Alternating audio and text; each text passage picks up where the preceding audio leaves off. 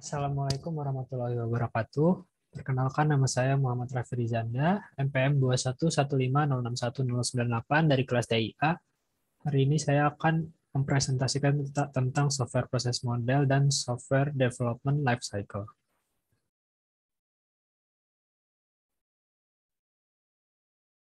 Software development lifecycle. Software development lifecycle adalah proses pengubahan dan pembuatan sistem, model, serta metodologi yang digunakan untuk mengembangkan software. SDLC model adalah kerangka kerja yang menggambarkan aktivitas yang dilakukan pada setiap tahap proyek pengembangan perangkat lunak. Software development lifecycle yaitu proses yang bisa memproduksi software dengan kualitas tinggi dengan biaya yang rendah. Untuk apa SDLC ini? Tentunya untuk menghasilkan output sistem berkualitas tinggi yang sesuai dengan ekspektasi para pengguna dan stakeholder. Apa manfaat software development lifecycle? Yang pertama, kontrol manajemen yang lebih baik atas seluruh proyek. Kedua, transparansi dan visibilitas proses pembuatan dan pengelolaan software. Ketiga, kejelasan atas persyaratan perancangan software. Keempat, satu visi produk untuk semua pihak yang terlibat. Kelima, hasil yang dapat diprediksi dalam hal waktu, biaya, dan pendapatan. Tahapan-tahapan software development lifecycle. Yang pertama, perencanaan. Mengapa membangun sistem? Jadi di sini ada permintaan sistem, ada analisis kelayakan, lalu ada estimasi ukuran proyek. Yang kedua ada analisis siapa, apa, kapan, dan di mana sistemnya itu bisa dijalankan. Di sini ada pengumpulan kebutuhan dan juga pemodelan proses bisnis. Yang ketiga ada desain, bagaimana sistem ini akan bekerja. Bagian-bagiannya ada desain program, desain antarmuka, pengguna, desain data, dan yang terakhir implementasi, konstruksi, dan pengiriman sistem. Di sini konstruksi sistem, pengujian, dokumentasi, dan instalasi dilakukan. Software proses model.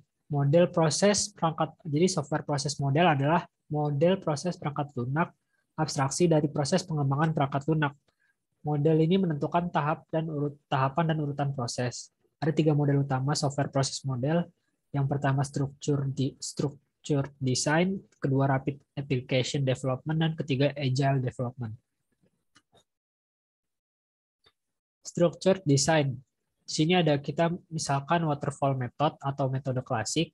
Metodologi waterfall juga dikenal sebagai model waterfall adalah proses pengembangan sekuensial yang mengalir seperti air terjun melalui fase proyek, analisis, desain, pengembangan, dan pengujian misalnya. Dengan setiap fase selesai sepenuhnya sebelum yang berikutnya fase dimulai. Jadi fase-fase waterfall method ada requirements, design, implementation, verification or testing, dan deployment and maintenance. Yang requirements, fase-fase waterfall. Pertama, requirements. Metodologi waterfall bergantung pada keyakinan bahwa semua persyaratan proyek dapat dikumpulkan dan dipahami terlebih dahulu.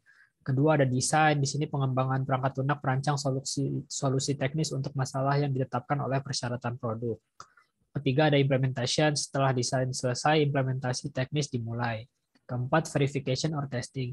Sebelum produk dapat dirilis ke pelanggan, pengujian perlu dilakukan untuk memastikan produk tidak memiliki kesalahan dan semua persyaratan telah diselesaikan. Dan yang terakhir, ada deployment and maintenance. Setelah perangkat lunak telah digunakan di pasar atau dirilis ke pelanggan, fase pemeliharaan dimulai. Kapan sebaiknya model waterfall digunakan?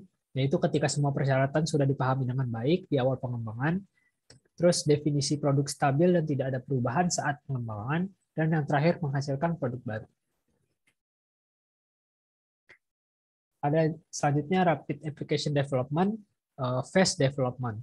Kelebihan fast development ini adalah kebutuhan aplikasi bisa berubah sewaktu-waktu, aplikasi dikembangkan berdasarkan kebutuhan dan keinginan user, memperkecil kemungkinan error dan hal buruk lainnya, waktu pengembangan aplikasi bisa lebih cepat dan efektif. Kekurangan RAD. Membutuhkan tim yang pertama adalah membutuhkan tim dengan skill teknis yang mumpuni, kedua memerlukan kolaborasi tim yang kuat, ketiga hanya cocok untuk proyek yang waktunya singkat, dan yang keempat hanya cocok digunakan untuk mengembangkan aplikasi secara modular. Lalu ada selanjutnya prototyping. Keunggulan prototyping yang pertama dapat menjalin komunikasi yang baik antar user dan pengembang sistem. Kedua, setiap perbaikan dilakukan pada prototipe merupakan hasil masukan dari user. Ketiga, user akan memberikan masukan terhadap sistem sesuai dengan kemauannya. Keempat, menghemat waktu dalam mengembangkan sebuah sistem. Dan kelima, menghemat biaya. Yang satunya lagi adalah kekurangan prototyping. Yang pertama, sistem keamanan dari sistem yang dibangun rentan karena pengembang hanya menggunakan bahasa pemrograman sederhana untuk menghemat waktu. Dan yang kedua, tidak cocok untuk diimplementasikan pada sebuah sistem yang sangat besar dan global, seperti sistem operasi komputer. Kapan saat yang tepat menggunakan RAD? Yang pertama, mempunyai tim yang solid. Kedua, ketika kita punya modal yang besar. Dan yang ketiga, hanya punya sedikit waktu. Yang selanjutnya ada Agile Development Model. Jadi Agile Software Development merupakan sebuah metodologi dalam pengembangan software. Kata Agile berasal dari cepat, ringan, bebas bergerak, dan waspada. Kata ini digunakan untuk menggambarkan konsep model proses yang berbeda dari konsep model-model proses yang sudah ada. Cara kerja Agile adalah dengan memecah proyek besar menjadi proyek yang lebih kecil dan disebut sebagai iterasi. Di akhir proses iterasi akan menghasilkan sebuah produk yang bernilai tinggi.